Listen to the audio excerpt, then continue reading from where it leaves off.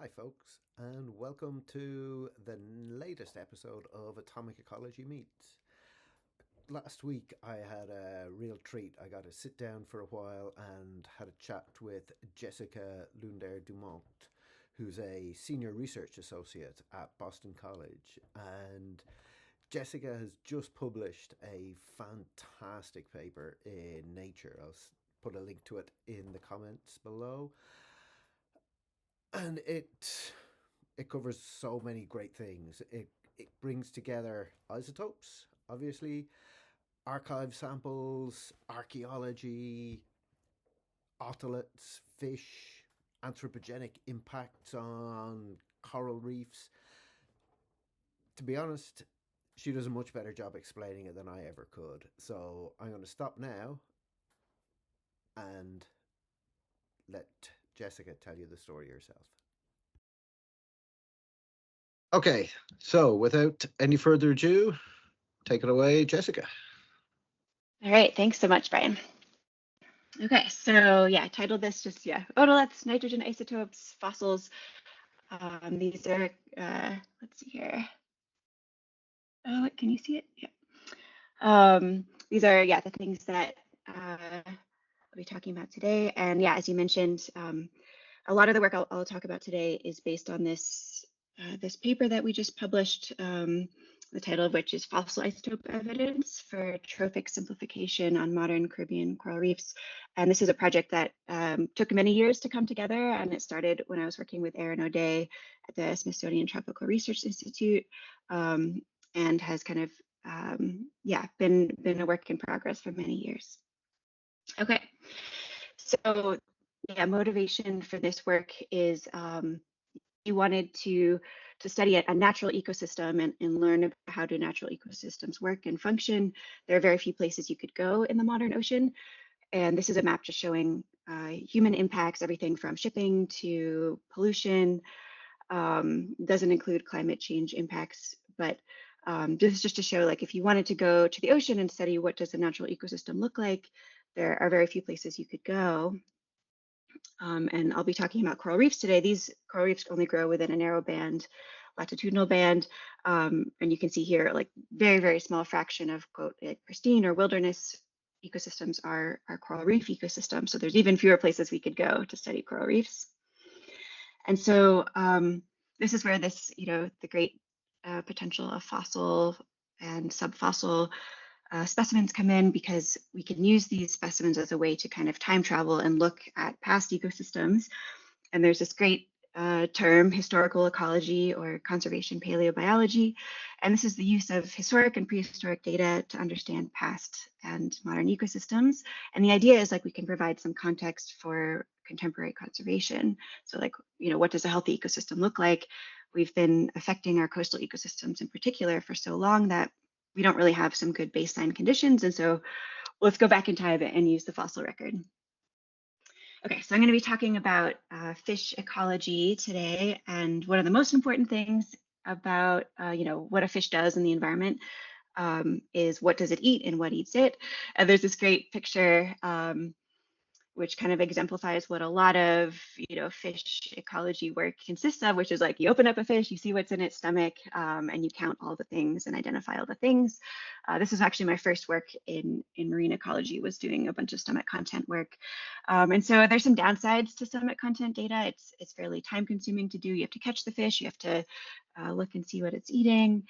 It's you need a lot of fish to be able to get a sense of, like, the population scale or the ecosystem scale. And there's very few historical archives if you wanted to go back in time. And then, so this is where isotopes come in. And isotopes are a really great, powerful tool. And usually we measure nitrogen isotopes, for example, in muscle tissue. There are a few downsides to that approach. The first of which is that there are also, like, very few archives going back in time. And you don't really get a sense of life history. So as fish, grow throughout their life, they change what they do in the environment. And muscle tissue is just kind of recording some sort of temporally averaged nitrogen isotope record. And then things like metabolism can impart some signals and overprint the dietary signal, or at least to make it more challenging to interpret. So, nitrogen isotopes in muscle tissue, really powerful tool, but there are some downsides. And so just a quick background on nitrogen isotopes. The way that we measure these and report these are the ratio of our heavy isotope, which is the 15, compared to the lighter isotope, more abundant isotope, which is 14 in our sample compared to our international standard. We're interested in that third decimal place, so we report things in per mil notation. And in fish, there's two primary signals of nitrogen isotopes. The first one is this thing called, that we often refer to as isotopic baseline. And this just is kind of the nitrogen isotope records of, or the signals of primary producers at the very base of the food chain. And that depends on kind of the microbial or oceanographic processes in the nitrogen cycle and water masses. But for our purposes here, we're just going to call it isotopic baseline. And you can think of it as the nitrogen that's fueling primary production. And then the primary signal that I'm interested in is dietary. So we have this expression, you are what you eat, plus 3.5 per mil. And this refers to this pattern that as you go up food chains, you tend to have higher and higher concentrations of that heavy isotope. And so that this ratio of the heavy isotope to the light isotope is just a passive tracer of the relative position in the food chain. And if we look at this great review paper from 2011, we see that, in fact, one of the most common measurements for nitrogen isotopes is fish, of all the things that are frequently measured. And then people tend to measure fish in the ocean. And part of this is because it's hard to know what fish are doing in the ocean. Isotopes are a great kind of, I don't know, forensic tool to figure out what they're doing in the environment. So most common nitrogen isotope measurement in marine ecology tends to be fish in the ocean. Okay, so otoliths come in because they give us more of a temporal record, and so kind of overcoming some of these challenges with muscle tissue isotopes, mostly the fact that there's no long-term records. So first, what are otoliths? They're calcium carbonate ear stones, and they're kind of located on either side of the fish's brain. And let's see, so they're involved with the vestibular system in fish, so that's their sense of hearing and balance. There's 3 pairs. The biggest is the sagittal pair, and that's what I'll be talking about today, but there's also 2 other smaller pairs. And very importantly, so otoliths are stones. They're not bones, so they're calcium carbonate, kind of like shell, and then a small amount of organic matrix. And I make the distinction that they're stones and not bones because bones actually have some metabolic activity. And what we know about otoliths is that once they're constantly accumulating mass every day, once each layer is formed, it's immune to the metabolism of the organism. So it's kind of like locked in, and it's not vulnerable to the kind of metabolic reworking of the organism. So think about these as stones, not bones. And then for my purposes, one of the most powerful aspects of otoliths is that they have this incredible diversity of shapes and sizes, and you can use these different morphological patterns to figure out what species of fish created the otolith. And so these are just some otoliths I've worked with in a lab mostly from the North Atlantic. You can just get a sense of the incredible diversity of the shapes and sizes. And then the other important thing about otoliths is if you were to slice open an otolith, you'd in most cases see beautiful growth rings like trees. And this is because as the fish is growing, it's continuously adding on new otolith material every day. So it's growing faster during the summer, slower during the winter. So you get these beautiful alternating bands shown here for cod otolith. But then if you were to zoom in even further, you can often get even more high resolution daily bands. And so they're these incredibly powerful flight recorders of the fish and its environment. And so for my purposes, I'm interested in nitrogen isotopes. Where are these nitrogen isotopes? They're in the organic matter, which I said earlier is about 1% of the mass. And so if you were to zoom in, now we're at like kind of nanometer scale. You see the orange here is the aragonite, the calcium carbonate. And then the black in this image is the organic matter. And so the organic matter is kind of distributed heterogeneously in the otolith, and it's involved with how the fish goes about making its calcium carbonate mineral. And for my purposes, this is what I'm measuring for the nitrogen isotope. So we're getting the trace amounts of protein mostly, and we're measuring the nitrogen isotopes in the protein. So just to give you a sense, this is an example of an archaeological cod otolith that I measured during my PhD. And just to give you a sense, like, you can go to a fossil archive, archaeological record, and the modern and the fossil material looks really similar. So during my graduate work, I spent a lot of time thinking about if you do find otolith in an archaeological site, like what are the types of data we can get out of those, and like how robust is that data. So I did a bunch of experiments. I'm only going to talk about a couple of these, and then I'll get into the exciting application to the coral reefs. But this slide is about 5 or 6 years of my life. And so one of the things that we really have to worry about for the fossil record is this idea of diagenesis. So in this case, I'm talking about chemical alteration, or just things that are overprinting that original signal that would be recorded in the otolith. And so for organics, the two kind of primary sources that we might think about as being contaminants would be microbial or other external organic stuff like added to the otolith. The second thing would be alteration of the original proteins or other compounds within the otolith that are being reworked. And so alteration of that original material. And so both of those things can affect the chemistry. If we want to come around and measure the chemistry, both of those things can affect the chemistry. So we have to make sure that we're not including these potential kind of contaminants or altered organics. And so what I found is that cleaning is required.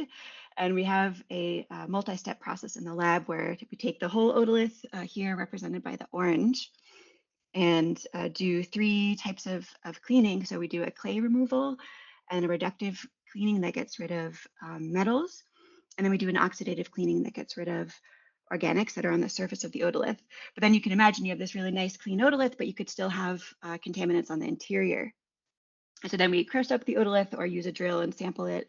And then we've got these little grains, and then we do another cleaning to remove any external or altered organic matter. And then the idea is you're left with these very clean aragonitic grains. And then we dissolve those grains and measure the nitrogen isotopes inside.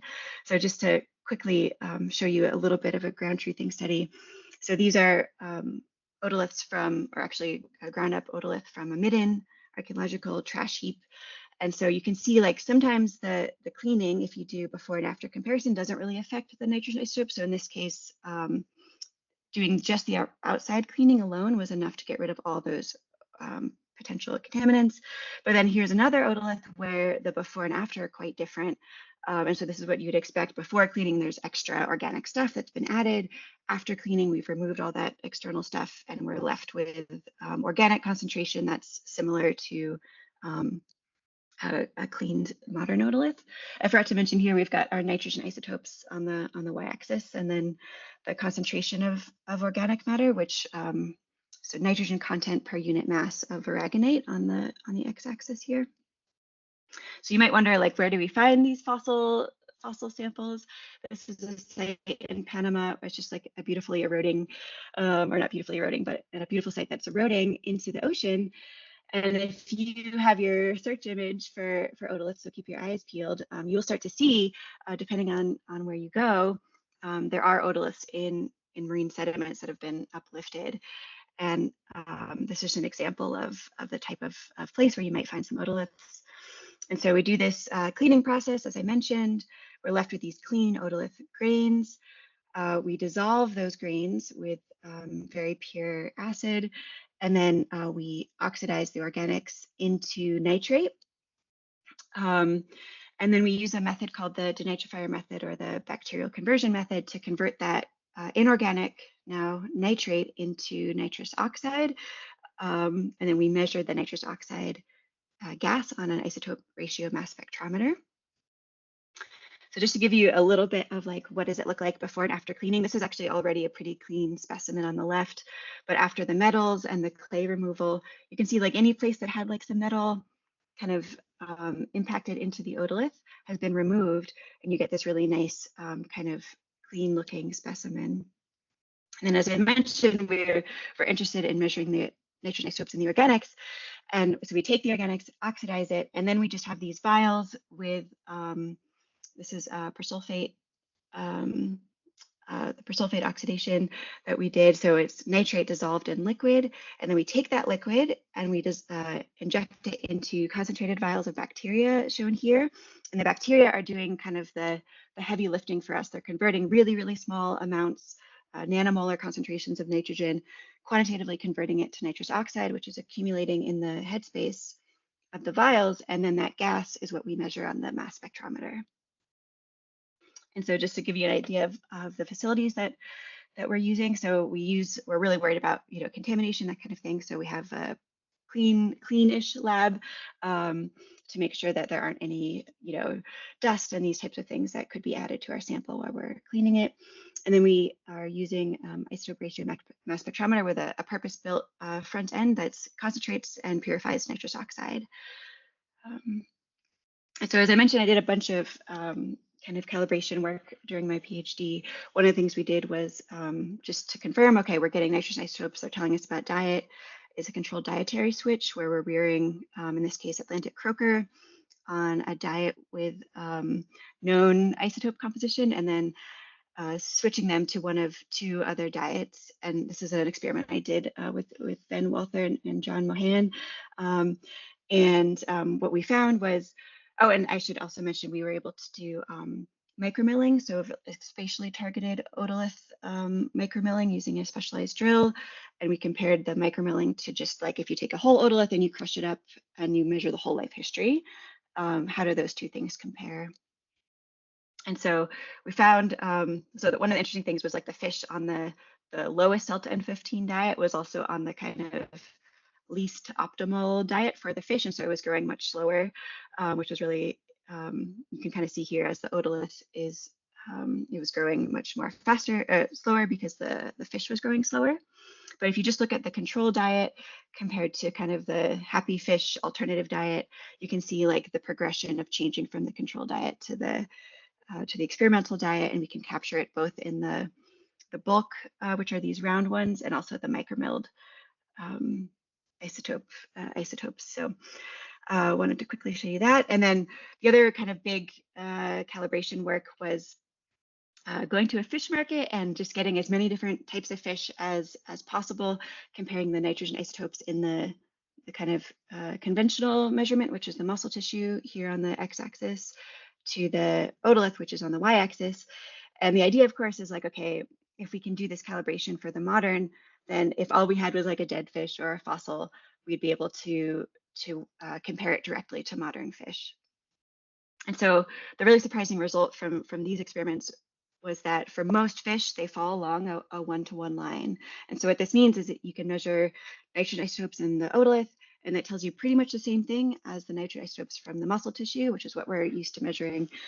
There was a really interesting outlier group here, which I know, Brian, we might be interesting to chat about. And this mostly results from biomineralization, and we're able to figure out kind of a biomineralization model, which means if we go back in time to the fossil record, we can use the shape of the otolith to figure out how much we have to worry about these kind of offsets from the one-to-one line. But the story here mostly was like, oh, great, like it's a one-to-one line, we can measure our otolith, and that tells us pretty much the same thing as what the muscle tissue would tell us. And so I did this for a bunch of different fish across 15 families and a bunch of different species. And so this is, bodes really well. We can use otoliths on a diversity of different timescales, from live collected fish over their life history to archives of various times. So these are archives I've been to. This is in the Woods Hole National Marine Fisheries Service here in the States, where they have warehouses full of otoliths, believe it or not.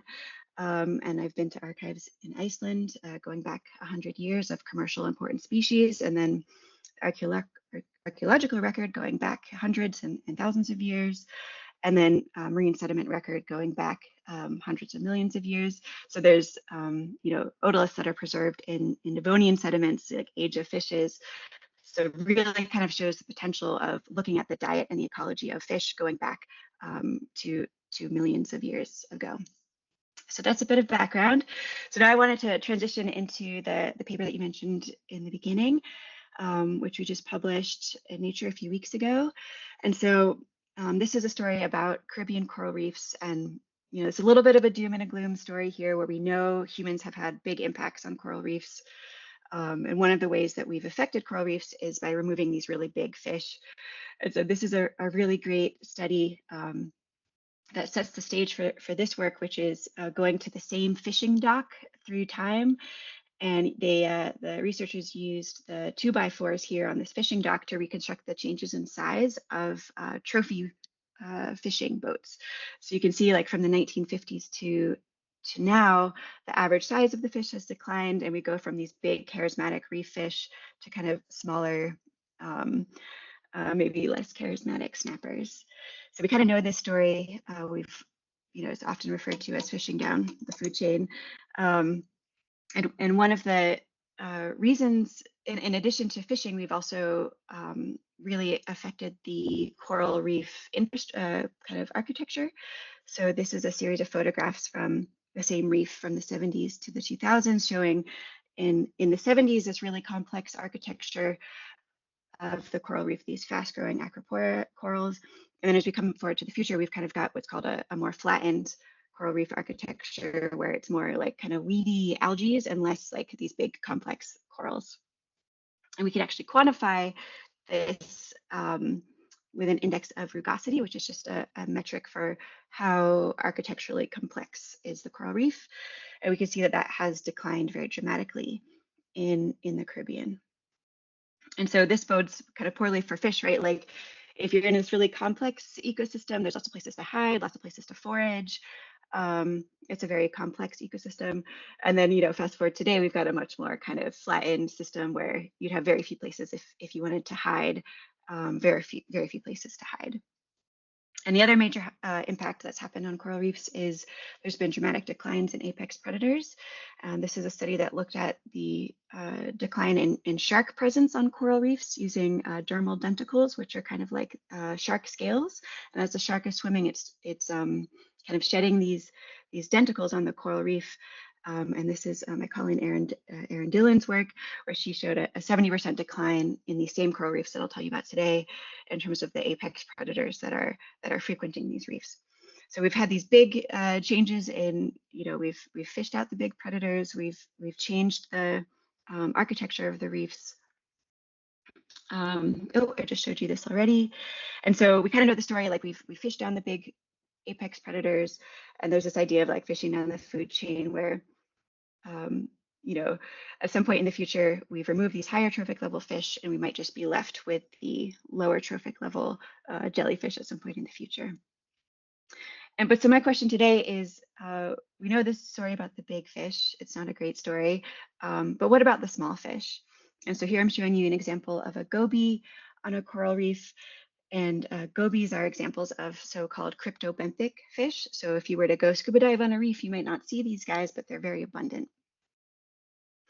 And so, in fact, like, if you go do visual surveys or biomass surveys, the abundance, or the relative actually standing biomass of large fish is the majority of what you'll see. And these tiny little cryptobenthic fish are much lower in terms of their biomass. But if you look over an average year, these small cryptobenthic fish, like the gobies, they actually comprise the bulk of what other animals are eating on a coral reef. And so on the left, this is showing you that about 60% of the fish that are consumed on a coral reef are actually these tiny little cryptobenthics. So I call them the potato chips of the reef. Everybody eats them, and they also have really fast turnover time, so they can have up to 8 generations in a year. And so everybody eats them, and they're turning over very rapidly. And so if we go to these two amazing mid-Holocene coral reef sites in the Caribbean, we find lots of otoliths in the interstitial spaces of the coral reef. So here, this is showing you the coral reef in the Dominican Republic. And you can just see, like, there's corals kind of like as if they were still alive. And in the matrix in between all these different kind of interlocking branches, in those coral reef sediments are things like otoliths and shark denticles and all sorts of kind of vestiges of the ecosystem from the mid-Holocene time period. And then if you wanted to compare this to the modern reef, you would sample nearby modern reefs and just kind of nearby the modern reef, taking big bulk sediment samples. And so here, this is Erin Dillon, co-author on this paper, who's taking like a bulk sediment sample from a modern reef. And so we've got our two sites here. So one in Panama on the left, and then one in the Dominican Republic on the eastern side of the Caribbean. And so the two measurements I made for this study are fish otoliths, shown here, and coral. And the coral isotope methods were developed by Tony Wong. And similar to what I described earlier for the otoliths, we're actually dissolving, do a bunch of cleaning in the lab, dissolve the calcium carbonate, and then the organic matrix at the center of those coral skeletal material is what we measure for nitrogen isotopes. And then the fish otoliths. And there's 4 different species or groups of species that we focused on for this study. First is gobies, as I mentioned earlier. So these are tiny little fish, multiple, up to 8 generations in a year. They kind of live in the crevices and the cracks in a coral reef, and they eat everything from kind of small crustaceans to detritus and algae, but mostly they're kind of low trophic level fish that are hiding in the nooks and crannies of the reef. The other small group of fish that we worked with are Apagonidae. So these are cardinal fishes. You can tell by the size of their eyes that these are a more nocturnal species. And these guys will actually migrate a little bit far, off the reef to do their foraging. So, but they also eat like other small fish, believe it or not. They can be fairly carnivorous, but lots of small crustaceans. And then they'll come back to their home reef during the day. And then here I'm showing you a school of Athorinidae, and they are silversides, and these are a very small schooling fish that is also eaten by many other fish. Here showing you a tarpon, and these actually hang out above a coral reef, and they're eating mostly pelagic crustaceans and copepods and that kind of thing. And then the fourth and last group of fish that we focused on are Hymulidae. So these are grunts, and these are pretty abundant in the fossil record, and they're much more kind of higher trophic level and omnivorous. They eat crustaceans, they eat some mollusks, they can eat other fish, but these are kind of our higher trophic level representative. And so we did a comparison of our mid-Holocene and our modern in our 2 regions, Panama and the Dominican Republic. And we had 3 hypotheses here. So the first is we expected the higher trophic level fish, so the grunts and also those cardinal fishes. We expected that their trophic level would decrease. We expected no trophic level in the smallest gobies and the Athorinidae, because they're already at the base of the food chain. At least that was my thinking. And then expected some biogeochemical changes. So as I mentioned earlier, there's this idea of isotopic baseline. And so I used the coral skeletal bound nitrogen isotopes as a tracer for whether or not the isotopic baseline has shifted. And we know over the last a couple of thousand years in the over the mid-Holocene in the Atlantic basin that there has been increased nitrogen fixation, and which should have an effect of lowering the delta N15 of the baseline. And so we expected to also see that change. So this is the first data figure from this paper, and I'm going to first talk about this figure on the left, which is the trophic position. But everything I'm going to show you from this point onwards is developed from all of these measurements of these otoliths for each group of fish. So we have our 2 sites, Panama and the Dominican Republic. We have coral, gobies, the silversides, the cardinal fish, and the grunts. And on the left is the fossil in blue, and on the right is the modern in this orangey red. So first, for a trophic position, if you go, and actually the coral here is showing us the isotopic baseline. And these changes were not significant. We did kind of see this decreasing delta N15, which is what we'd expect based on other records from the Atlantic Ocean. So we did see a small change in the isotopic baseline, and it turned out it didn't really affect our trophic level calculations, that it wasn't significant. So we didn't include it in these other measurements I'm showing you here. But once we get to the fish, so the gobies, the silversides, the cardinal fish, and the grunts, we see like the gobies here, they've increased their trophic position. The silversides haven't really changed. These higher trophic level fish show some kind of different patterns. Here in Panama, it's decreased a little bit for the cardinal fish and increased a little bit for the grunts. When we go to the Dominican Republic, we see much more dramatic changes where the cardinal fish have decreased their trophic position by quite a bit, and the grunts also have decreased their trophic position. But we kind of see these kind of species or family dependent patterns, and there's kind of surprisingly, based on my initial hypotheses, right? We don't see this kind of universal decrease in trophic level, and kind of interestingly for the gobies, we actually see this increase in trophic position. So kind of some interesting patterns here, but no kind of universal change in trophic position. So here I'm showing you the family level patterns. What I'm going to show you next is if you aggregate this at the kind of community level, what patterns do we see in trophic level? So this is the community mean trophic level. And so in Panama, we see no change in the mean trophic position of those fish that we've analyzed. And the Dominican Republic, we see a decline. It wasn't significant. But again, like there's no big kind of like big signal in terms of trophic level here. Okay, so now I'm going to show you where we did see the biggest patterns. And this is in the niche width or the dietary diversity. And so what I'm showing you here is if you have kind of a bunch of different fish, you've measured their nitrogen isotopes, you get the mean value, and that's what I was showing you previously with trophic level.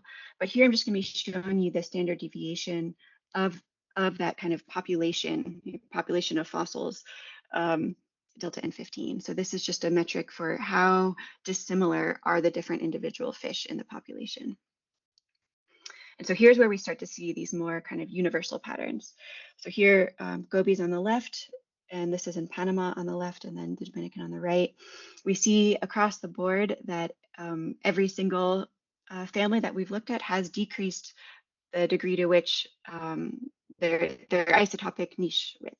So the gobies, even the silversides, the cardinal fish and the grunts in both regions have decreased their isotopic niche width from 20% to 70% for the grunts. And then if we zoom out to the community level, we see on average about a 45 to 50% decline in kind of the diversity of ways to be a fish in these ecosystems. This is what we're calling trophic homogenization or trophic simplification, like the diversity of ways that you can make a living if you're a fish today has decreased. And then we did this really interesting, I think it's the first time that anything like this has been done, where because we have this incredible fossil record in Panama, we're able to go kind of use the fossil record and the relative abundances of the fish in the fossil record, take our nitrogen isotope measurements, and then scale it to the whole community of fossils that we found in both sites, and then generate an isotopic distribution based on the kind of community scaled abundances of the fish in the fossil record.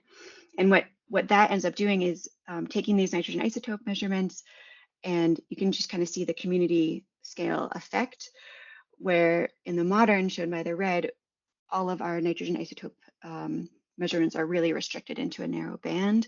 And then the fossil, you see a much broader spread. So what does this all mean?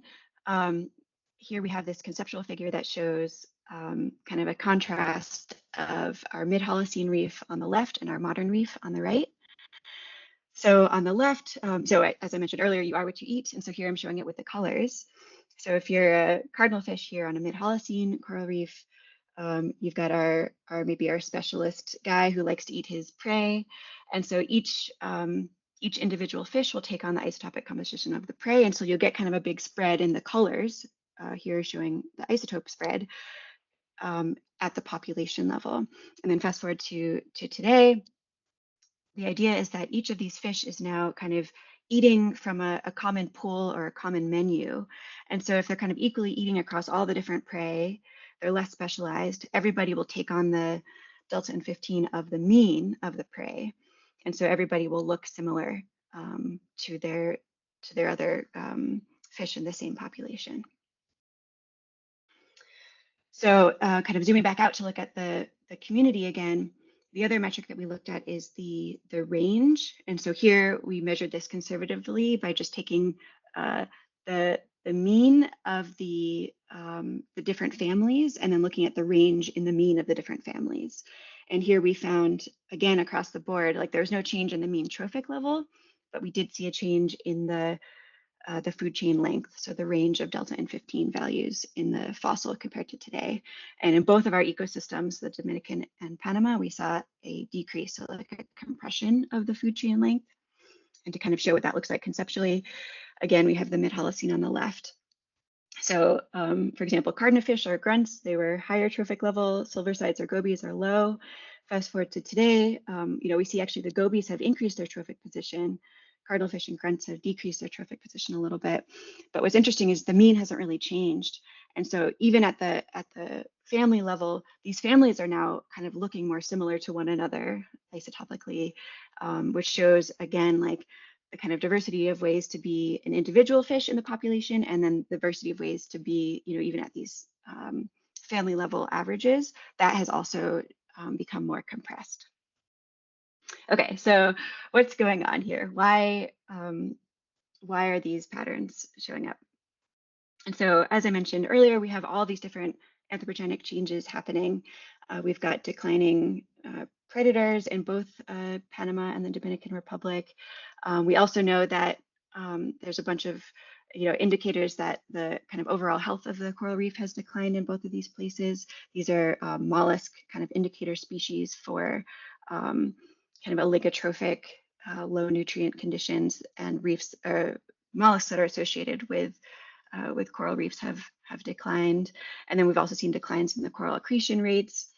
And then certain species that are more kind of common in more eutrophic ecosystems have become more abundant. And that's what I'm showing you here on the bottom. And so to kind of also illustrate what this actually means, my friend and colleague Elizabeth Wallace drew these amazing images. So here, this is kind of showing we've got these happy predators on an ancient coral reef, but really here we're showing this like nice market, and it's very well, the fish are happy, the sharks are happy, but the fish, as they're foraging, they're eating a diversity, maybe specializing on a few different things, and they're hiding from these predators. And then fast forward to today, you can imagine these fish are kind of like in a fluorescently lit grocery store, and the menu from which they can forage has become much more similar. So they go up and down the aisles on this grocery store, and it's like food, more food, the same food. So they're all kind of eating from the same menu. And so instead of this idea of fishing down the food chain, which you kind of know to be happening in a lot of places around the world, the dominant signal, once we compare the Caribbean coral reefs to the past, is actually changes in the variation, not the mean value. And so we should start to think of this as kind of a winnowing or a narrowing of the ways to be a fish in the environment. And one of the implications of this is like, a few months ago we had this Amazon web shortage, web outage rather, and like all of the different universities and lots of other things were affected. And that's because like all the universities are relying on the same infrastructure, right? And then that one infrastructure went out and everybody was affected. The same thing is happening here on the coral reefs, where fish are increasingly relying on a shared pool of resources, which increases their vulnerability if those resources are disrupted in the future. Whereas in the past, the fish were much more specialized on distinct energy pathways, and therefore would be more buffered if there was a change in the food supply. Okay, so I think maybe I'll stop there. I do have some supplementary slides, but I'll just leave it. I'll leave it there for. Hello, folks. So, I hope you enjoyed that presentation from Jessica just as much as I did. But before we get into the Q&A, unfortunately, there's no such thing as a free lunch and there's no such thing as a free webinar. So, what I'd love for you to do is navigate across and join me over here at atomicecology.com/courses. And when you get to this webpage, you'll meet or be introduced to two training courses that I'm running that cover a lot of the foundational material behind what Jessica was presenting. In order to be able to do that, you need to know this. And this is, well, I spent about 20 years of my life building up the knowledge to put these courses together, and I'm pretty proud of them, to be honest. Dive in quickly, have a little look. In the first one here, the first, this Essentials of Stable Isotope Ecology, this covers all the theory, yeah? Different isotopes, what do we mean when we're talking about isotopes? Carbon, nitrogen, hydrogen, oxygen, sulfur, cycles, how these elements are moving around the Earth, and how isotopes allow us to track those biogeochemical processes. We then move into organisms, how these isotope ratios are incorporated into producers and consumers, and then figure out things we can do around migration, understanding migration, spatial ecology, and trophic ecology using all of these, using these isotopic components. Each of these modules has a lecture and a suite of lecture notes. Let's just bring up carbon here. A little background introduction. 40-minute lecture on isotopes in the carbon cycle, and a suite of lecture notes summarizing the material. It's all there. You sign up for the course, you get it. Give me a mail. I've got discounts out there for some certain groups. Get in touch and let's get you on these courses. I think they're a wonderful resource. It's a great way to learn. A lot of people I've taught a lot of people this technique. And in addition to our essentials course, I also have a data analysis course up here, and that includes all the analytical scripts, what they mean, setting you up to be able to replicate work that's amazing as Jessica's. And with that, I'm going to stop talking and you can get back and enjoy the webinar. All right. Thank you very much. All right. First of all, that's just mind blowing. I think it's phenomenal work that you've put together there. I always feel it's always real anticlimactical at the end of these because there's nobody around to applaud. But even if the audience is just one for right now, it's that one definitely appreciates what you're talking about, what you're showing here, and the phenomenal amount of work that went into producing those data to be able to say this. Questions as of where to start. As you were talking, I kept jotting more and more things down as I got more excited. One of the things, so I always taught students or tried to teach students that everybody gets excited about the mean value, what's happening at the means, but the interesting stuff is always what's happening out at the edges. And this idea of capturing the variance, quantifying the variance, and explaining the variance is a really, really powerful tool that we can overlook so easily. Absolutely. Yeah. I mean, that was one of the many reasons this paper took quite a while, is given that the major signal was in the variation, like what does it actually mean? And, in isotope world, we're I mean, of course, like the means are useful. But, thinking about kind of how specialized or how kind of generalistic a fish population is, we're used to thinking about if you're a generalized fish, you're going to be eating a bunch of different things.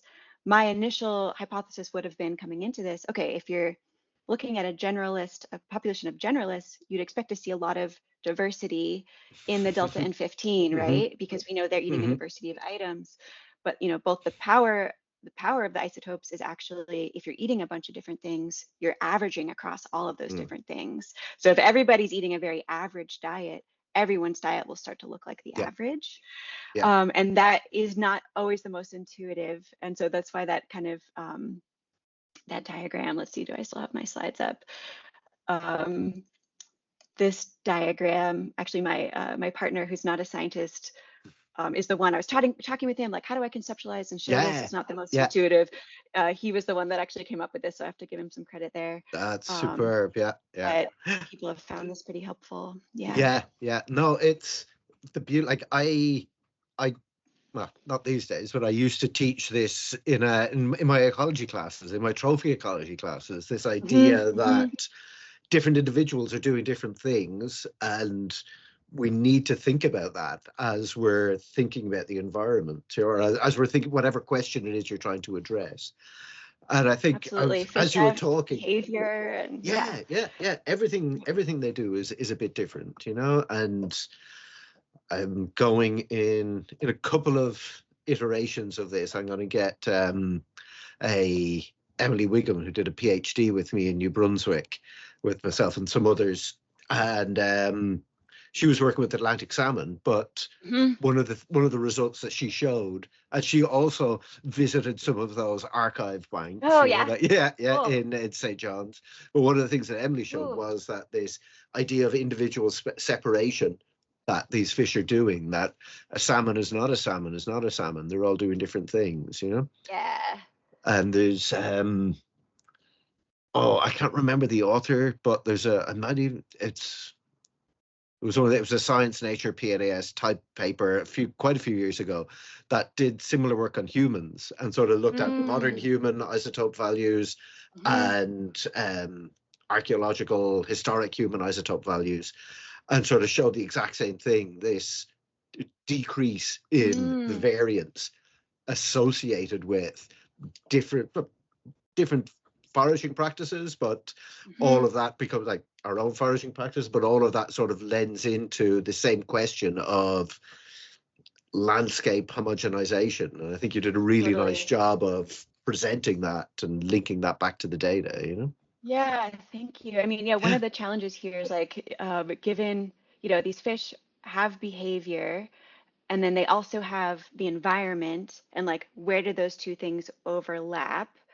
And in predator and trophic ecology, as there's all of these indirect effects. And so one of the big ones is like this anti-predator kind of fear-based idea. And so in like the shark ecology world, there's this idea of like a landscape of fear. And so probably sharks are not eating gobies, but we know that, predatory fish are for sure eating gobies. And so if there are a lot of predatory fish around and you're a goby, you know that those predatory fish are around, and you're going to spend a much larger proportion of your time hiding. And then whatever random little copepod that lives in your little favorite nook in the coral reef, that's what you're going to eat. Yeah. And so like the specialization is a product of both like this landscape of fear, and also the architecture of the reef itself was more complex. So there was more nooks and crannies in which to hide. Yeah.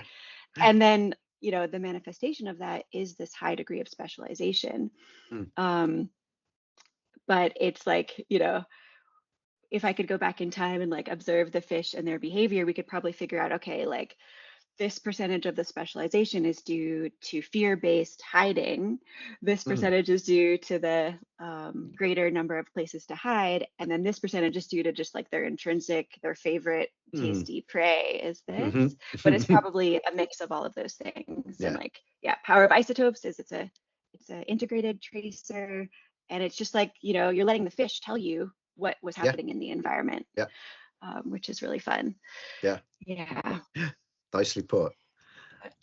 And I did want to ask a little bit about the method side of it, because I love this data interpretation, and this is the shiny, exciting part, but none of that happens without those long hours, days, weeks, years slogging in the lab. How time consume? Can you talk us a bit through, like you did a nice overview in the presentation, but you kind of did it happened very quickly, all this denitrification steps, and like how long does all of that take? How feasible is this because I think and hope that people are going to see this talk, be inspired, and say, yes, I want to go and do that. So what do they get the bad news in early, you know, like what's involved in getting these measurements? Totally. So what's interesting is like the lab I did my PhD in and the lab that I'm working in now at Boston College, these labs are kind of like, we've kind of built our entire lab operation day to day around these methods. And and so, and there's a few labs in the world that do kind of what we call the fossil bound work, where you're working in this really clean environment. One of the biggest pieces of the puzzle ends up being the water, because we make this the persulfate oxidation reagent, the POR, that we add to all of our samples, and that's how we convert the organic stuff from the carbonate into the nitrate that we then feed to the bacteria. And so that step ends up being kind of a rate limiting step, if you will. Like, we're always kind of battling keeping our blank from our reagents, from our water, from our lab space, keeping that low so that we can measure the nitrogen isotopes in these small amounts of organic matter from our fossils. And so, I've now worked in a couple of different labs where we have this set up. And the number one thing is we're just always battling with our water. So in terms of like getting started, like make sure you've got some really good quality water. And it turns out like we've got one lab that we collaborate with in South Boston, and they've got a much kind of better water supply than our lab in Chestnut Hill. And so we actually go to that lab to make our reagents. So anyways, so we think a lot about these types of things, and the reagents we're using, we recrystallize them in the lab to make sure that they're also like contain the lowest amount of contaminants as possible. So anyways, that's kind of like the bad news up front. And then in terms of like how long it takes, that's also a little bit of a bad news. It also depends on the type of specimen you're working with. Otoliths are fairly forgiving. There's a lot of nitrogen in them compared to coral or compared to foraminifera, which is the other thing people will measure in the lab. So I've got like my lowest species, which is the cod, is like maybe 10 to 15 nanomoles of nitrogen per milligram of otolith. And then some species have up to 40. Whereas like corals and foran, they have like 2 or 3 nanomoles of nitrogen per milligram, so much lower. So I have a much more forgiving biomineral to work with. And if you're gonna micromill, that takes a lot of time. But like if we imagine the best case scenario, we're just taking an otolith from the fossil record, we're gonna like crush it up, which is the whole life history, which in the case of like these goby otoliths might be like 4 weeks or whatever. So we take the goby otolith, we crush it up. Well, actually, we do a cleaning step, then we crush it up, then we do another bunch of cleaning steps, then we do the oxidation, then we feed it to the bacteria, then we measure on the mass spec. I would be happy to get like 60 measurements in like a week to 10 days type of thing. And it also depends, like, if you add the micromilling before that, then it takes much longer. But to give you a sense, like the smallest otoliths that I've measured for this study, the gobies, some of them were like 200 micrograms, so 0.2 milligrams. So really, really small. Tiny, and like, the 4M people are so jealous that I can see my specimen, I can like crush it up. But like once you crush it up and everything, you have to do a bunch of centrifuging steps for each step of the cleaning process. So like that cleaning process, I kind of went through really fast, where we do the clay removal, metal removal, and then oxidative cleaning. In between each one of those, we centrifuge so that we don't lose some of our sample. And then you like pour off the supernatant and then like fill it with water, centrifuge it again. And like all of our rinsing has a centrifuge step, and then that also kind of adds up. So that's one reason that the cleaning step takes so long, is if you're working with powder and you're worried about losing sample, you centrifuge in between each and every one of those cleaning steps and the rinses.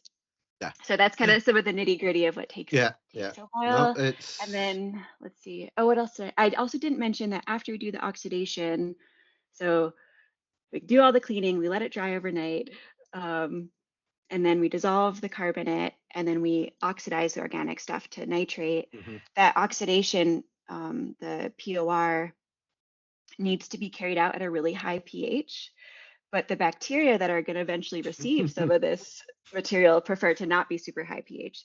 So we have to do a whole pH adjustment Wow. step to make sure that the bugs are happy. And then the microbes part of this is just like the most fun part in a way. Like whenever I train students for this lab, it's their favorite part of the step of the protocol, because we pretend to be microbiologists for a day. And we're just taking advantage of these. So Pseudomonas chlororaphis is the strain of bacteria that we use, and they are a type of bacteria that are kind of naturally missing the final step in the denitrification pathway. So normally, like in the environment, we think of denitrification, like they're taking nitrate and then denitrifying it to N2 and then releasing the N2 to the atmosphere, right? So the final step of the denitrification pathway, the N2O to N2, these particular microbes don't do that. It's just not part of their machinery. And so we're using their just like built-in machinery to do something that humans don't yet have a machine to do. Which is really cool. And it's like amazing what we do to these microbes. Like we grow them up for a few days, we spin them down, we concentrate them.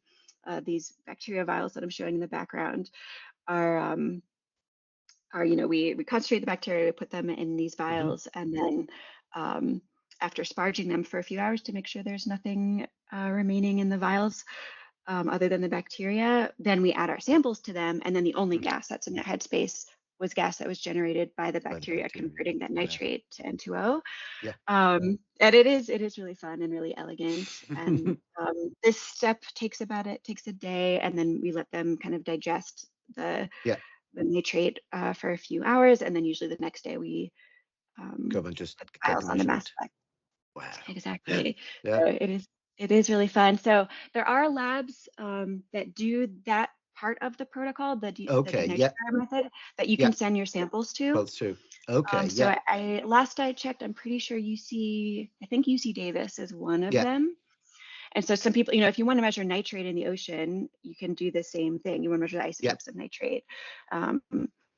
So you send your nitrate samples to them, and then they inject them into the bacteria. So like if you're really interested in fossil nitrogen isotopes and you had really good water, and you could work in a clean enough lab that you weren't worried about contaminants coming in, you could do this work and get it to the nitrate step and then send your samples. Send that out.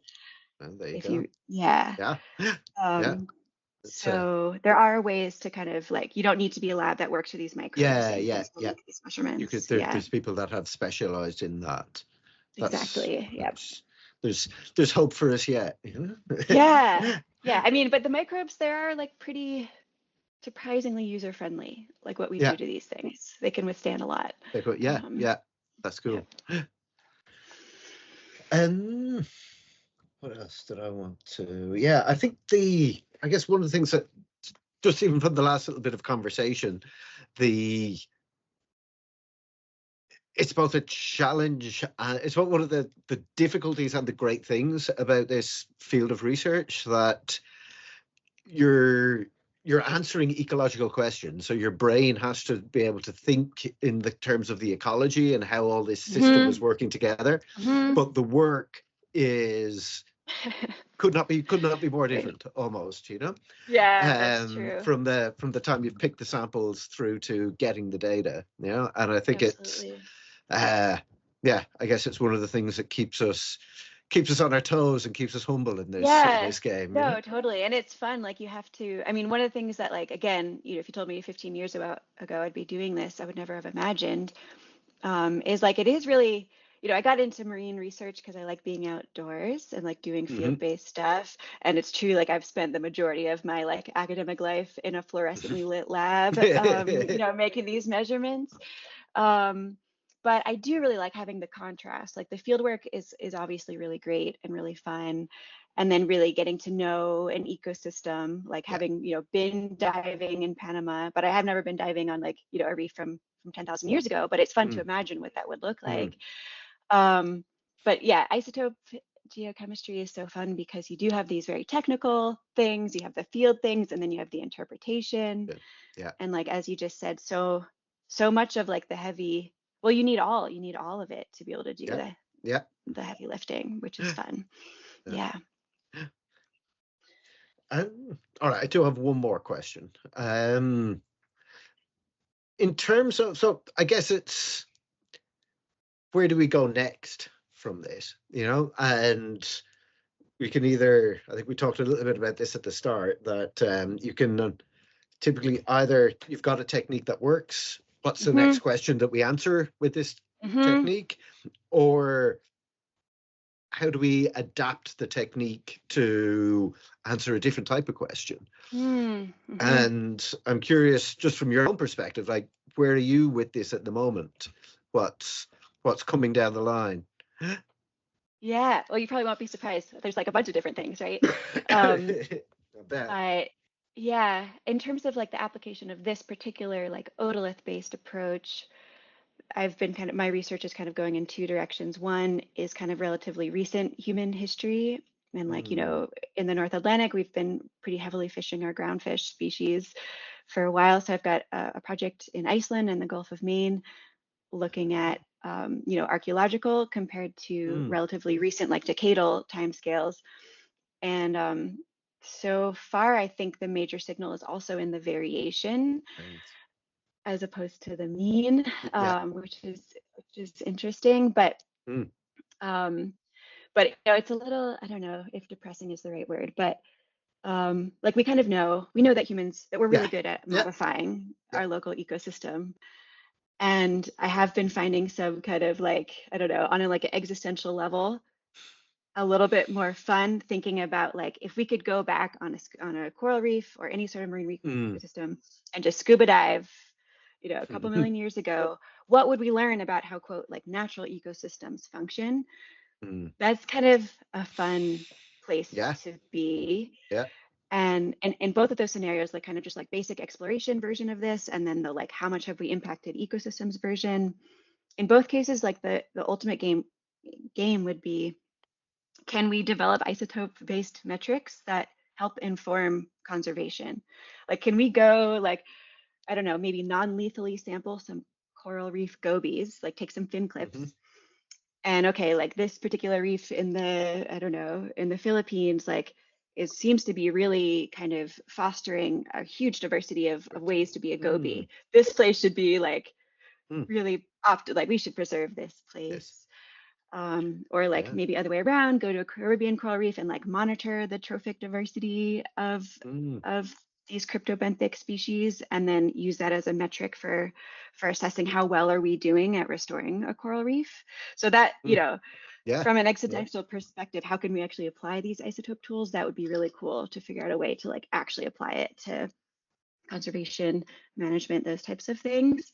So for my work, that's kind of one of the, like, that would be the pipe dream. But then in terms of like this method, it's such an incredibly powerful method. And there are now a couple of labs that are really building from the initial method was developed by Danny Sigmund with the microbes, and then we've been kind of iterating off it. So there are people that are looking at hominid evolution. There are people looking at dinosaur ecology. My big questions most relate to how are things changing in the marine environment. But now that we can do this, one of the projects I want to work on next is like taking fossils of now extinct fish and trying to figure out, did something about their trophic ecology set them up for failure? Like, are they more vulnerable to extinction? And then of course that might have implications for the future. But it is quite a powerful technique. Yeah. And I don't know, the other pipe dream for this method would be if we could combine it with compound-specific isotope analysis. That would be the dream. Yeah. So that would be the next. That was one question I had, but I was going to. I'll save that for a conference sometime. I think that will take more than a couple of minutes to get through. Yeah, but that would be the next, like, really awesome. Because we're always like the coral that I measured in this study. Wasn't a big signal, and in the end, it didn't matter whether I included that small little isotopic decrease in terms of interpreting the fish data. that's probably going to be much, just depends on the region. So as you know, like anytime anyone's going to embark on a study like this, you have to make sure you're really being thoughtful about your experimental design and making sure you can constrain isotopic baseline until we can eventually get to the point where we can get both the isotopic baseline and the trophic level data from the same single sample. Same specimens. Yeah. That's we can all dream. That might be on dreams like that might be a nice spot to wrap it out. Sounds good. Just to thank again Jessica for taking the time out to share this research with us. I'm really looking forward to. I really enjoyed the conversation. I really enjoyed hearing around more about this application and where it's going. I hope that you'll get a lot of, but not too much email traffic from this, with people sort of eager to jump on your coattails and ask some new questions. And just thanks a million. This is fantastic work. Oh, I had one more, and we will hold back for this one. Is so what does it feel like when you get that email from the Nature editor to say, "Yeah, you're in"? It's got to be quite a day. Yeah, no, it is one of those things where, like, I've been working on, you're working on these measurements and you're kind of like this close to the material for so long. Yeah. And like, of course, I thought it was exciting, but it is pretty validating to have, like, Nature tells you that it's exciting. Yeah. It's a box ticked, it was great. And like the whole, I will say, like, I was pretty impressed with kind of their editorial, like the production, like, machine that they are, like the figures, like you give them the figures, but then they do make it look just like beautiful, like all the lines. Yeah. All right, superb. Thanks a million, Jess. Thanks so much. This was wonderful. Yeah, thank you so much. Cool. Great to chat with you, and thanks for your great questions. Cheers. And